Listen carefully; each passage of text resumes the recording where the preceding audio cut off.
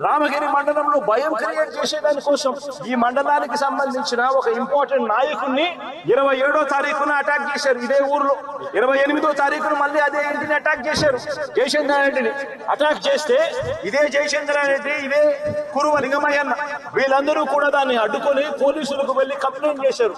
ఎందుకు మమ్మల్ని అటాక్ చేస్తా ఉన్నారు, భయాందోళన క్రియేట్ చేసేందుకోసం అని చెప్పి మళ్ళీ ఈ ఎన్నిక జరిగితే ఈ ఎన్నికల్లో మళ్ళీ వైఎస్ఆర్సీపీ ఎంపీసీలను భయపెట్టాలనే ఉద్దేశంతో, భయానికి గురి చేయాలనే ఉద్దేశంతో అటాక్ చేసే కార్యక్రమం జరుగుతూ ఉంది. దీన్ని అరికట్టండి అని చెప్పి పోలీసులకు వెళ్తే పోలీసులు ఘటనకు సంబంధించిన కంప్లైంట్ ఇచ్చినా కూడా పోలీసులు కనీసం పట్టించుకున్న పాపాలు పోలేదు. 27, 28వ తారీఖున మళ్ళీ ఇదే మాదిరిగా జరిగించిన తర్వాత మార్చి 30వ తారీఖున కురుమ లింగమయ్యన్న కొడుకు బైక్ లో తాను పోతా ఉంటే, బైక్ లో పోయేటప్పుడు వాళ్ళ ఇళ్ల ద్వారా పోయే కార్యక్రమం జరుగుతూ ఉంటే బైకును అడ్డగించి లింగమయ్య కొడుకును అటాక్ చేసినారు. ఫోన్ లో నాన్న నన్ను కొడతా ఉన్నారు, నన్ను అటాక్ చేసినారు, నన్ను కొడతా ఉన్నారు అని చెప్పి వాళ్ళ నాన్నతో తను మాట్లాడితే, నువ్వు ఫోన్ చేసి మళ్ళీ మీ నాయనకి చెప్తావా అని చెప్పి మళ్ళా వీళ్ళింటికి ఇక్కడ నుంచి 20 మంది బేస్బాల్ బ్యాట్ కూడా తీసుకొని పోయి బేస్బాల్ బ్యాట్, కట్టెలు, రాళ్ళు, మచ్చుకొత్తి కూడా తీసుకొని మీద 20 మందితో ఇళ్ళ కాడికి పోయినారు. ఇంటికాడికి పోయి లింగమయ్యను బేస్బాల్ కట్టెతో నెత్తి మీద కొడితే కట్ట విరిగి ఏకంగా ఆ మనిషి చనిపోవడం జరిగింది.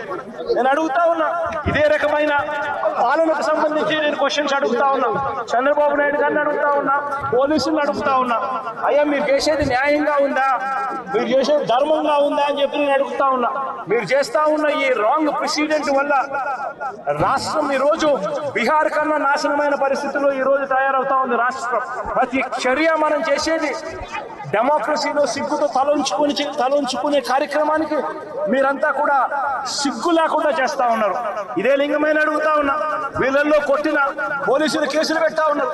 వీళ్ళ దగ్గరకు వచ్చి 20 మంది అటాక్ చేస్తే కేసులు పెట్టింది ఎంతమంది మీద? కేవలం 2 మీద మాత్రమే కేసులు పెట్టారు. ఇదే దాంట్లో క్రియాశీలకంగా వ్యవహరించిన రమేష్ నాయుడు మీద ఎందుకు కేసు పెట్టలేదు, మిగిలిన వాళ్ళందరినీ కేసులోకి ఎందుకు తీసుకొని రావడం లేదు అని చెప్పి ఇదే పోలీసులు, ఇదే చంద్రబాబు నాయుడు గారిని అడుగుతా ఉన్నా.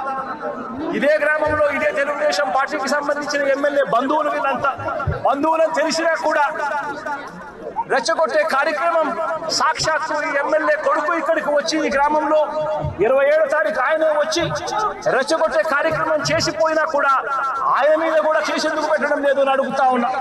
వాళ్ళందరినీ కూడా తప్పించే కార్యక్రమం చేస్తా ఉన్నారు. తూతూ మంత్రంగా 2 మీద మాత్రమే కేసు పెట్టారు. కానీ ఈ హత్యను ప్రోత్సహించే ఎమ్మెల్యే కుమారుడు గారి వారి మీద మాత్రం ఎటువంటి చర్యలు కూడా తీసుకోలేదు. కంప్లైంట్ చేసినా కూడా 27వ తారీఖున 28వ తారీఖున మా ఇళ్ల మీద దాడి జరుగుతా ఉంది, మాకు పోలీస్ ప్రొటెక్షన్ ఇవ్వండి అని చెప్పి కంప్లైంట్ చేసినా కూడా పోలీసులు ఎందుకు పట్టించుకోలేదు అని చెప్పి చంద్రబాబు నాయుడు గారిని అడుగుతా ఉన్నా, పోలీసులను కూడా అడుగుతా ఉన్నా. ఇదే ఎస్ఐ సుధాకర్ అనేవాడు వీడియో కాల్స్ తో ప్రతి ఎంపీటీసీలని కూడా తానే ప్రలోభాలు పెడుతూ తన ఫోన్ లో నుంచి వీడియో కాల్స్ తో వాళ్ళతో ఫోన్ లో మాట్లాడించి తానే క్రియాశీలకంగా ఇదే రామగిరి మండలానికి సంబంధించిన ఎస్ఐ కేసు పెట్టినా కూడా యాక్షన్ తీసుకోకుండా తానే ఇవన్నీ చేస్తా ఉంటే ఎందుకు ఆ ఎస్ఐ మీద యాక్షన్ తీసుకోవడం లేదు, ఎందుకు ఆ ఎస్ఐ ఫోన్ రికార్డ్స్ ను ఎందుకు పరిగణలోకి తీసుకోవడం లేదు అని చెప్పి కూడా గట్టిగా అడుగుతా ఉన్నా. ఇదే లింగమయ్యతో పాటు కొడుకు శ్రీనివాస్ పై కూడా దాడి చేశారు. కానీ ఆశ్చర్యం ఏమిటంటే లింగమయ్య కొడుకు నుంచి కాకుండా వాళ్ళు కంప్లైంట్ రాసుకునేది ఎవరితో తెలుసా, వాళ్ళంతకు వాళ్ళే ఒక పేపర్ మీద రాసుకొని వచ్చి పోలీసులు చదువు రాదని చెప్పి లింగమయ్య భార్యతో ఏలుముద్ర బలవంతంగా చేయించుకున్నారు. ఇది న్యాయమేనా అని అడుగుతా ఉన్నా. లింగమయ్య భార్య చదువు రాదని కొడుకు పక్కన ఉన్నాడు, దాడిలో ఆయన కూడా గాయపడ్డాడు, చదువుకున్నాడు, కానీ ఆయనతో స్టేట్మెంట్ తీసుకోరు. స్టేట్మెంట్ తీసుకునేది పోలీసులే రాస్తారు. లింగమయ్య భార్య ఏలుముద్ర తీసుకుంటాడు, ఎందుకు ఆయన చదువు రాదు. భయపడిచ్చి పెట్టకపోతే సంతకం ఏలుముద్ర వేయకపోతే ఏమన్నారమ్మా ఖచ్చితంగా పెట్టాలని చెప్పి ఆమెకు ఏలుముద్ర తీసుకుంటారు. వీళ్ళు ఏం రాసుకున్నారో ఆమెకు తెలీదు, ఏం స్టేట్మెంట్ ఉందో దాంట్లో తెలీదు, ఎవడు చెప్పుడు. కానీ కొడుకు ఇచ్చే స్టేట్మెంట్ మాత్రం తీసుకునే కార్యక్రమం మాత్రం చేయరు.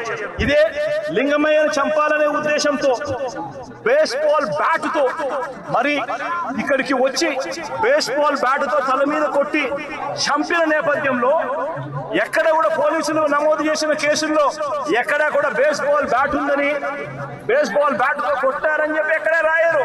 ఏంది చిన్న చిన్న కర్రలతో గొడవ జరిగిందని, ఆ దొమ్మిలో ఏదో జరిగిపోయిందని వక్రీకరించే కార్యక్రమం, వక్రీకరించే ప్రయత్నమే జరుగుతా ఉంది. ఇక్కడ ఆశ్చర్యకరమైన విషయం ఏమిటంటే పోలీసులు విచారించిన 8 మందిలో 5 మంది మాత్రమే లింగమయ్య కుటుంబకులు. మిగిలిన 3 పోలీసులు సాక్షులుగా చేర్చిన మిగిలిన 3 తెలుగుదేశం పార్టీకి సంబంధించిన నిందితులకు సంబంధించిన సన్నిహితులను సాక్షులుగా మరో 3 పోలీసులే చేర్చడం అన్నది నిజంగా లా అండ్ ఆర్డర్ అన్నది ఏ స్థాయిలోకి దిగజారిపోయింది, పోలీసు అనే వ్యవస్థ ఏ స్థాయిలోకి దిగజారిపోయింది అని చెప్పడానికి నిజంగా ఇంతకన్నా వేరే ఉదాహరణ కూడా అవసరంలా. అంటే వీళ్ళే మనుషులను తప్పించే దానికోసం సాక్షులు కూడా వీళ్ళకి కావాల్సిన సాక్షులు మాత్రమే వీళ్ళు ఇప్పుడే యాడ్ చేసుకుని దానికి మళ్ళా లింగమయ్య అన్న భార్యతో ఏలుముద్ర చేయించుకొని వీళ్ళంతకు వీళ్ళే కేసును బిల్డప్ చేస్తా ఉన్నారనంటే ఇంతకన్నా దారుణమైన పోలీస్ వ్యవస్థ ప్రపంచ చరిత్రలో ఎక్కడైనా ఉంటుందా అని అడుగుతా ఉన్నా. వీళ్ళంతకు వీళ్ళే తప్పుడు సాక్ష్యాలు క్రియేట్ చేసి వీళ్ళంతకు వీళ్ళే కేసును నీరు కార్చే కార్యక్రమం జరుగుతూ ఉంది. వీళ్ళే దొంగ సాక్ష్యాలు క్రియేట్ చేసి వీళ్ళకు నచ్చని నాయకులందరినీ కూడా ఒక పద్ధతి ప్రకారము కేసుల్లో ఇరికించి జైళ్ళ పాలు చేసే కార్యక్రమము, చంపించే కార్యక్రమాలు దగ్గర నుంచి చంద్రబాబు నాయుడు గారు చేస్తా ఉన్నారు. మొన్ననే పోసాని కృష్ణమురళిని చూశాం. పోసాని కృష్ణమురళి అనే వ్యక్తి సినిమాలో దర్శకుడు. ఆ మనిషి చేసిన తప్పల్లా ఏమిటంటే నంది అవార్డు తనకు ఇస్తే నంది అవార్డును తాను తీసుకోకుండా కుల వివక్ష పాటిస్తున్నారు అని చెప్పి ఒక స్టేట్మెంట్ ఇవ్వడం ఆయన చేసిన తప్పు. 2017లో ఆయన చేసిన ఈ తప్పుకు ఈరోజు ఇన్ని సంవత్సరాల తర్వాత ఆయన మీద 18 కేసులు పెట్టి ఆయన జైళ్ళ చుట్టూ తిప్పి ఏకంగా నెల రోజుల పైన జైల్లో పెట్టించే కార్యక్రమాలు చేశారు. దళిత మాదిక సామాజిక వర్గానికి సంబంధించిన లోక్సభ సభ్యుడు, మాజీ లోక్సభ సభ్యుడు నందిగాం సురేష్ పై తప్పుడు కేసులు పెట్టి ఏకంగా 145 రోజులు అతన్ని జైల్లో పెట్టడం కూడా చేశారు. మాజీ ఎమ్మెల్యే పిల్లని రామకృష్ణారెడ్డి ఇతని మీద కూడా కుట్రపూరితంగా తప్పుడు కేసులు పెట్టి 55 రోజుల పాటు ఇతన్ని కూడా జైల్లో పెట్టించే కార్యక్రమాలు చేశారు. దాడులు చేసేది టీడీపీ వాళ్ళైతే జైల్లో పెట్టింది మా వాళ్ళను, వైఎస్ఆర్సీపీకి సంబంధించిన వాళ్ళను జైల్లో పెడతా ఉన్నారు. పోలీసులు క్రియాశీలక పాత్ర పోషిస్తా ఉన్నారు. వల్లభనేని వంశీ తాను ఘటనా స్థలంలో లేడు అని చెప్పి ఏకంగా తెలుగుదేశం పార్టీ ఆఫీసు దాడి జరిగిన ఘటనలో తాను లేడు అని చెప్పి ఏకంగా కోర్టులోకి వచ్చి తెలుగుదేశం పార్టీకి సంబంధించిన వ్యక్తి, పనిచేస్తా ఉన్న వ్యక్తి కోర్టు 18 సార్లు ఆయనకు వాయిదాలు పిలిస్తే 18వ తారీఖు రాని తప్పని పరిస్థితిలో పోలీసులే తనను ప్రవేశపెడితే కోర్టు ముందర తానే వంశీ అనేవాడు అక్కడ లేడు అని చెప్పిన తర్వాత కూడా వంశీని అదే కేసులో ఇరికిచ్చి అదే కేసులో వంశీని ఇబ్బంది పెడుతూ ఇప్పటికి 50 రోజుల నుంచి వంశీని కూడా జైల్లో పెట్టించే కార్యక్రమాలు చేశారు. ఇలా రాష్ట్రం మొత్తం మీద రెడ్ బుక్ పరిపాలన సాగిస్తా ఉన్నారు. ఇదే చంద్రబాబు నాయుడు గారిని అడుగుతున్నా, అయ్యా చంద్రబాబు, ప్రజల్లో ఏదైనా కూడా మంచి పేరు తెచ్చుకొని రాజకీయాలు చేయడం నేర్చుకోండి. మీరు సూపర్ 6 ఎందుకు అమలు చేయడం లేదు అని చెప్పి ఈరోజు ప్రజలు గట్టిగా నిలదీస్తా ఉన్నారు. సూపర్ 7 హామీలను ఎందుకు అమలు చేయడం లేదు అని ప్రజలు మిమ్మల్ని గట్టిగా ప్రశ్నిస్తా ఉన్నారు. ఇలాంటి ప్రశ్నించే సమయంలో ప్రజల గొంతు వినపడకూడదు అని చెప్పి రాష్ట్ర వ్యాప్తంగా రెడ్ బుక్ పాలన మీరు సాగిస్తూ వైఎస్ఆర్సీపీకి సంబంధించిన వాళ్ళు లేదా మీ సూపర్ 6 మీ సూపర్ 7 ఎందుకు అమలు చేయడం లేదు అని చెప్పి అడుగుతా ఉన్న ప్రజలను మీరు దయా దాక్షిణ్యం లేకుండా ఈ రకంగా ప్రతి చోట కూడా పోలీసులను ఉపయోగించుకుంటూ ఎమ్మెల్యేలందరినీ కూడా హింసను ప్రోత్సహించండి అని చెప్పి వాళ్ళందరినీ కూడా ఉసగొలుపుతూ రాష్ట్ర వ్యాప్తంగా కూడా మీరు చేస్తా ఉన్న ఈ దౌర్జన్య కాండ త్వరలోనే ప్రజలు చూస్తా ఉన్నారు, దేవుడు చూస్తా ఉన్నాడు. ఖచ్చితంగా మీకు బుద్ధి చెప్పే పరిస్థితి త్వరలోనే వస్తుందని చెప్పి ఈ సందర్భంగా చంద్రబాబు నాయుడు గారికి గట్టిగా మందలిస్తూ చెప్తా ఉన్నా. ఇంకో విషయం కూడా చెప్తా ఉన్నా, ఇదే చంద్రబాబు నాయుడు గారు చెప్తా ఉన్నా, ఇదే పోలీసులకు చెప్తా ఉన్నా, పోలీసులు ఎవరైతే చంద్రబాబు నాయుడు గారిని మెప్పు కోసం ఎవరైతే పోలీసులు చంద్రబాబు నాయుడు గారి మెప్పు కోసం ఎవరైతే కోపి మీద ఉన్న సింహాలకు సెల్యూట్ చేయకుండా చంద్రబాబు నాయుడు గారికి వాచ్మెన్ల కింద పనిచేస్తా ఉన్నా ఆ ప్రతి పోలీస్ అధికారికి చెప్తా ఉన్నా, ఎల్లకాలం చంద్రబాబు నాయుడు గారి పరిపాలన సాగదు. చంద్రబాబు నాయుడు గారి పరిపాలన వస్తుంది. ప్రతి పోలీస్ అధికారికి కూడా చెప్తా ఉన్నా, మీ బట్టలు తీస్తామని చెప్పి ప్రతి పోలీస్ అధికారికి మీ యూనిఫామ్ తీస్తాం, షర్టు నిలబెట్టి మీ యూనిఫామ్ తీయించి మీకు ఉద్యోగాలు లేకుండా చేస్తామని కూడా ఈ సందర్భంగా ఇప్పటికైనా చెప్తా ఉన్నా, ప్రతి పోలీస్ అధికారులు కూడా మార్పు తెచ్చుకోండి. ఎల్లకాలం ఇదే పరిపాలన సాగదు. మీరు చేసిన ప్రతి పనికి కూడా వడ్డీతో సహా లెక్కేసి మిమ్మల్ని దోషులుగా నిలబెట్టి మిమ్మల్ని మీద కక్కించే కార్యక్రమం ఖచ్చితంగా చేస్తామని చెప్పి కూడా ఈ సందర్భంగా ప్రతి పోలీస్ అధికారులు కూడా చెప్తా ఉన్నా. ఇక్కడ రామగిరిలో జరిగిన విషయమైనా కానీ రాష్ట్ర వ్యాప్తంగా వీళ్ళు చేస్తా ఉన్న అన్యాయాలైతేనేమి, తిరుపతిలో డిప్యూటీ మేయర్ ఉప ఎన్నిక జరిగితే ఏకంగా బస్సులో ఉన్న కార్పొరేటర్లను ఏకంగా పోలీసులు ఆధ్వర్యంలోనే అడ్డగించి ఏకంగా బస్సులో ఉన్న కార్పొరేటర్లు బస్సులో ఉన్న ఎమ్మెల్సీను ఏకంగా పోలీసుల ఆధ్వర్యంలోనే కిడ్నాప్ చేసి తీసుకొని పోవడం ఏ స్థాయిలోకి దిగజారిపోతా ఉందో నేను అడుగుతా ఉన్నా. చంద్రబాబు నాయుడు గారి సొంత నియోజకవర్గం రామకుప్పంలో జరిగిన ఎంపీపీ ఎన్నిక కూడా అదే పరిస్థితి. ఇదే మాదిరిగా దౌర్జన్యంతోనే ఎన్నిక జరిగించే కార్యక్రమం చేసినారు. పశ్చిమ గోదావరి జిల్లాలో జరిగిన అత్తిలి ఎంపీపీ ఎన్నిక చూసినా ఇదే దౌర్జన్యమే కనిపిస్తుంది. ఎక్కడా వీళ్ళకి సంఖ్యాబలం లేదు, అయినా కూడా దౌర్జన్యంతోనే గెలవాలి అని చెప్పి దౌర్జన్యాలు చేసిన పరిస్థితులే కనిపిస్తా ఉన్నాయి. విశాఖపట్నంలో కూడా ఇప్పుడు ఏం జరుగుతా ఉంది? 98 మంది సభ్యులుంటే 56 మంది సభ్యులు వైఎస్ఆర్సీపీ బీఫామ్ మీద వైఎస్ఆర్సీపీ సింబల్ మీద గెలిచిన వాళ్ళు. తెలుగుదేశం పార్టీకి ఎక్కడ ఉంది స్ట్రెంత్ అని అడుగుతా ఉన్నా. ఇక్కడ కూడా దౌర్జన్యం చేస్తూ క్యాంపులో ఉన్న వైఎస్ఆర్సీపీ సభ్యులను సైతం భయపెట్టే కార్యక్రమాలు చేస్తా ఉన్నారు. ఇళ్లకు వెళ్ళి వాళ్ళ భార్యను భయపడిస్తూ మీ ఆయన ఎక్కడున్నారో చెప్పకపోతే మిమ్మల్ని స్టేషన్ లో పెడతామని చెప్పి భయపడిస్తా ఉన్న పరిస్థితులు ఈరోజు రాష్ట్రంలో కనిపిస్తా ఉన్నాయి. మరోవైపున చూస్తే రాష్ట్రంలో హత్య రాజకీయాలు ఏ స్థాయిలోకి దిగజారిపోయాయి అంటే ఏప్రిల్ 6వ తారీఖున నంద్యాలలో ఈ మధ్య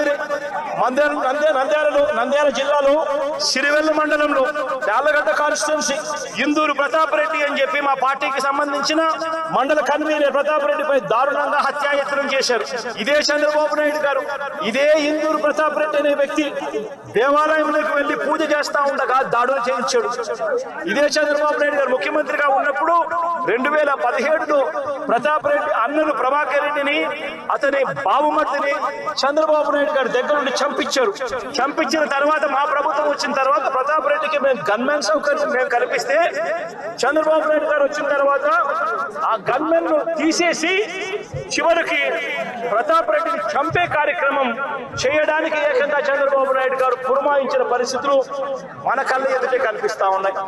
మరోవైపున గత ఏడాది ఆగస్టు 3వ తారీఖున నంద్యాల జిల్లా మహానందిలో శ్రీశైలం నియోజకవర్గంలో సీతారాంపురంలో పసుపులేటి పెద్ద సుబ్బరాయుడు అతి దారుణంగా చంపిన ఘటన కూడా చూసాం. ఆ సుబ్బరాయుడు గారిని చంపినప్పుడు నేను కూడా ఆ ఊరికి వెళ్ళి తనను పరామర్శించి ఎంత దారుణంగా చంపారు, జరిగినది ఎంత అన్యాయమో అని చెప్పి కూడా ప్రశ్నించడం జరిగింది.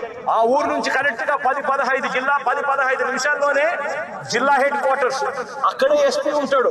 అయినా దగ్గరుండి హత్య చేయించడం జరిగింది. అదే గ్రామంలో వైఎస్ఆర్సీపీకి సంబంధించిన బీసీ నాయకుడు సుబ్బరాయుడును చంపించే కార్యక్రమం. ఆశ్చర్యం ఏమిటంటే సుబ్బరాయుడు కుటుంబ సభ్యులు పోలీసులకు ఫోన్ చేసి 2-3 గంటల కిందట కూడా ఫోన్ చేసి ఊర్లో ఘటన జరగబోతా ఉంది, బయట నుంచి వ్యక్తులందరూ కూడా మోహరించినారు అని చెప్పినా కూడా కనీసం వచ్చి కాపాడే ప్రయత్నం కూడా జరగల.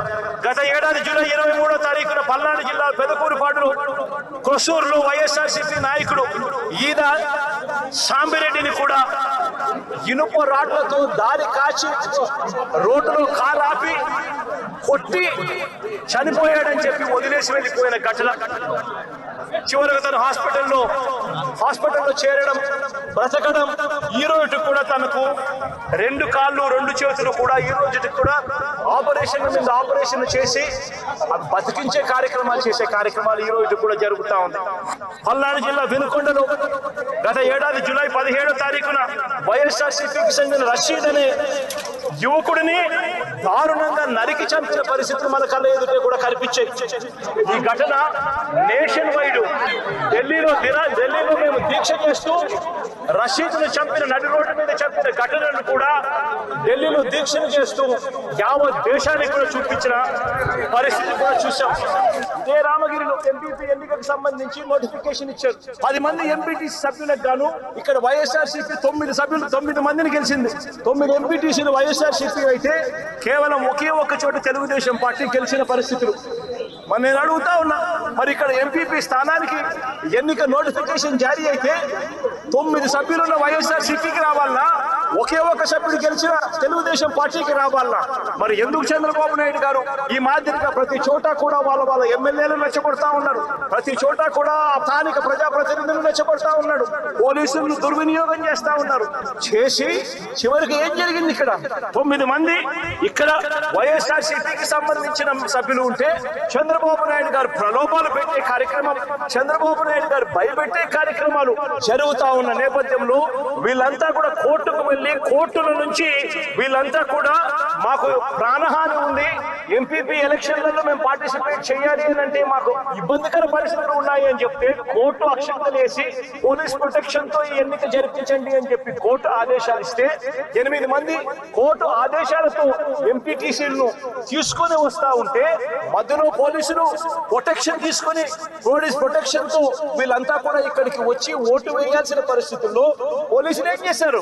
తీసుకొని వచ్చి వీళ్ళందరినీ కూడా ఈ రామగిరి ఎస్ఐ మధ్యలో ఈ సుధాకర్ అనేవాడు వీళ్ళ కాన్వాయ్లోకి ఎక్కి ఈ ప్రయాణం చేస్తా ఉన్న ఎంపీటీసీ సభ్యులందరితో కూడా వీడియో కాల్ ఆయన ఫోన్ నుంచి సాక్షాత్తు ఇక్కడ ఎమ్మెల్యే కొడుకు వీళ్ళతో వీడియో కాల్ చేయిస్తాడు, మాట్లాడిస్తాడు. చేసేటప్పుడు భారతమ్మ అని చెప్పి ఒక ఎంపీటీసీ సభ్యురాలు ఉంటే ఆ ఎంపీటీసీ సభ్యురాలకు సంబంధించిన అమ్మా నాన్న వాళ్ళిద్దరిని అక్కడ వాళ్ళ దగ్గర పెట్టుకుని ఆ వీడియో కాల్లో వాళ్ళ అమ్మా నాన్నను కూడా చూపించి నువ్వు కనుక ఓటు వేయకపోతే మీ అమ్మా నాన్న వాళ్ళు ఇంటికి కూడా రారు అని చెప్పి వీడియో కాల్లో ఏకంగా బెదిరించే కార్యక్రమం జరిగింది. ఆ పాప కన్నీరు మున్నీరై ఏడుస్తూ బాధపడుతూ ప్రకాశం చెప్పిన పరిస్థితులు. ఇలాంటి పరిస్థితుల్లో ఒక ఎస్ఐగా ఉన్న వ్యక్తి తాను చేసిన పని ఏమిటి? తాను కాన్వాయ్లోకి సెలవు మీద ఉన్నాడట ఎస్ఐ, తాను మామూలుగా పోకూడదట. అలాంటి రామగిరి ఎస్ఐ ఎంటర్ అయ్యి వీడియో కాల్ పెట్టి వీళ్ళందరినీ కూడా భయపడించి ప్రలోభాలు పెట్టి చేసే కార్యక్రమాలు చేశారు. తీరా చూస్తే ప్రలోభాలకు వీళ్ళు ఎక్కడా కూడా లొంగని పరిస్థితి ఎప్పుడైతే కనిపించిందో అప్పుడు ఇక ఎన్నికకు ఎంపీడీఓ కార్యాలయానికి తీసుకొని పోయి ఎన్నిక జరిగించే కార్యక్రమానికి ఫుల్ స్టాప్ పెట్టి చేసి టైం అయిపోయి చేసేట్టుగా చేసి ఎన్నిక లాస్ట్ కోరం లేదని చెప్పి ఎన్నికను పోస్ట్ పోన్ చేసే కార్యక్రమం చేసిన తర్వాత ఇదే ఎస్ఐ వీళ్ళను పెనుగొండకు తీసుకొని పోతాడు. పక్క కాన్స్టిట్యున్సీలో ఉన్న పెనుగొండకు అక్కడ ఎంఆర్ఓ కార్యాలయం తీసుకొని పోయి ఎంపీటీసీను బైండ్ ఓవర్ చేస్తూ అక్కడ తెలుగుదేశం పార్టీకి సంబంధించిన నాయకులందరినీ కూడా అక్కడికి రమ్మని చెప్తాడు. అదే సమయంలో అక్కడికి వెళ్లి ప్రకాష్ మా ఉషమ్మ వీళ్ళిద్దరూ పెనుగొండ నియోజకవర్గంలో ఏం జరుగుతా ఉంది అని చెప్పి వీళ్ళిద్దరూ అక్కడికి వెళ్లి మా పార్టీకి సంబంధించిన అంటే ఈయన తనకు సంబంధించిన ఎంపీటీసీలు మా పార్టీకి సంబంధించిన ఎంపీటీసీలు మీరు నిర్బంధిస్తే ఆ ఎంపీటీసీలకు మద్దతుగా వీళ్ళు అక్కడికి వెళ్ళి ఆ ఎంపీటీసీలు వీళ్ళు తీసుకొచ్చుకునే కార్యక్రమాలు చేస్తే వీళ్ళిద్దరి మీద కేసులు నేను అడుగుతా ఉన్నా, ఏం తప్పు చేసినారని చెప్పి వీళ్ళిద్దరి మీద కేసులు పెడతా ఉన్నారు. వీళ్ళేమైనా తెలుగుదేశం పార్టీకి సంబంధించిన ఎంపీటీసీలను ఏమన్నా తీసుకొస్తే కార్యక్రమానికి చేస్తున్నారా? లేదే మా పార్టీకి సంబంధించిన ఎంపీటీసీలను సాక్షాత్తు పోలీసుల సమక్షంలో పోలీస్ అధికారే తెలుగుదేశం పార్టీ నాయకులతో కలిసి మా పార్టీకి సంబంధించిన ఎంపీటీసీలను కిడ్నాప్ చేసే కార్యక్రమం ఒకవైపు జరుగుతూ ఉంటే అడ్డుకునేందుకు వీళ్ళు అక్కడికి వెళ్ళి ధర్నా చేసి ఎంపీటీసీలను తీసుకొచ్చుకునే కార్యక్రమం వీళ్ళు చేస్తే వీళ్ళ మీద కేసులు పెడతారు. రాష్ట్ర పూర్వ రోజుల్లో బీహారు గురించి మాట్లాడుకునే వాళ్ళం. ఈ రోజు ఉన్న రాష్ట్రంలో ఉన్న పరిస్థితులు చూస్తే ఈ బీహార్ ఇటువంటి రాష్ట్రాలన్నీ ఎక్కడికి పోవాలి. ఆంధ్ర రాష్ట్రం పరువును దేశంలో కన్నా కూడా రోడ్డును పడేసిన పరిస్థితులు ఈ రాష్ట్రంలో ఈ రోజు చంద్రబాబు నాయుడు గారి పరిపాలనలో కనిపిస్తా ఉన్నాయి. ఇదే పెద్ద మంచి చంద్రబాబు నాయుడు గారిని అడుగుతా ఉన్నా, రాష్ట్రంలో ఇంత దిగజారిన రాజకీయ పరిస్థితులు, దిగజారిన లా అండ్ ఆర్డర్ పరిస్థితులు, రెడ్ బుక్ పరిపాలన ఎందుకు కొనసాగనిస్తా ఉన్నారు అని చెప్పి నేను అడుగుతా ఉన్నా. ఇదే రాష్ట్రంలో మొన్నటికి మొన్న 57 చోట్ల ఎన్నికలు జరిగాయి. ఈ 57 చోట్లకు జడ్పీ చైర్మన్ ఎన్నుకునే కార్యక్రమం కానీ, ఎంపీపీ వైస్ ఎంపీపీలను ఎన్నుకునే కార్యక్రమం కానీ, కోఆప్షన్ సభ్యులను ఎన్నుకునే కార్యక్రమాలు కానీ, ఉప సర్పంచులను ఎన్నుకునే కార్యక్రమాలు కానీ, వీటి అన్నింటిలోనూ కూడా 57 చోట్ల రాష్ట్రంలో ఎన్నికలు జరిగితే 7 చోట్ల చంద్రబాబు నాయుడు గారికి వాతావరణం సరిగ్గా లేదు అని, తాను గెలిచే పరిస్థితి ఎక్కడా కూడా కనిపించడం లేదు అని, ప్రలోభాలు పెట్టడానికి ఇంకా సమయం కావాలి అని ఏకంగా 7 చోట్ల ఎన్నికలు చంద్రబాబు నాయుడు గారు పోస్ట్పోన్ చేయించారు. మరో 50 చోట్ల ఎన్నికలు అనివార్య పరిస్థితుల్లో, ఇక జరగక తప్పని పరిస్థితుల్లో, అంటే చంద్రబాబు నాయుడు గారు ఎంత భయపెట్టినా, ఎంత ప్రలోభాలు పెట్టినా కూడా ఎవరు కూడా లొంగని పరిస్థితి కనిపించిన నేపథ్యంలో ఎన్నికలు జరపక తప్పని పరిస్థితిలో జరపాల్సి వచ్చింది. నేను అడుగుతా ఉన్నా, ఈ 50 చోట్ల ఎన్నికలు జరిగితే ఏకంగా 39 చోట్ల వైఎస్ఆర్సీపీ గెలిచింది. నేను అడుగుతా ఉన్నా ఇదే పెద్ద మంచి చంద్రబాబు నాయుడు గారిని, ఈ 57 చోట్లైనా కూడా చంద్రబాబు నాయుడు గారికి బలం లేదు. గెలిచిన వాళ్ళంతా వైఎస్ఆర్సీపీ సభ్యులు, వైఎస్ఆర్సీపీ బీఫామ్ మీద గెలిచిన సభ్యులు, వైఎస్ఆర్సీపీ టికెట్ మీద గెలిచిన సభ్యులు, వైఎస్ఆర్సీపీ ఫ్యాన్ గుర్తు మీద గెలిచిన సభ్యులు.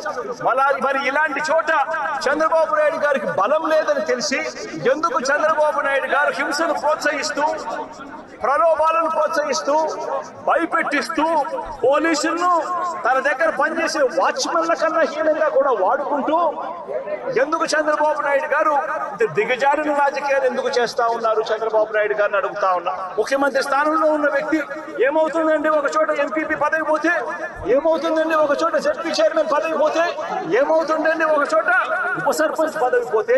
నేను అడుగుతా ఉన్నా ఇదే పెద్ద మంచి చంద్రబాబు నాయుడు గారి ముఖ్యమంత్రి కాబట్టి, అధికారంలో ఆయన ఉన్నాడు కాబట్టి, రాష్ట్రంలో ఏ పదవైనా కూడా తనకు బలం లేకపోయినా కూడా, తనకు సంఖ్యాబలం లేకపోయినా కూడా, తాను ముఖ్యమంత్రి అన్న అహంకారంతో ఏ పదవైనా కూడా నాకే కావాలి, ఏ పదవైనా కూడా నేను దౌర్జన్యం చేస్తాను అని చెప్పి లా అండ్ ఆర్డర్ ను పూర్తిగా నాశనం చేసిన పరిస్థితుల మధ్య ఈ రోజు రాష్ట్రంలో పరిపాలన సాగుతా ఉంది.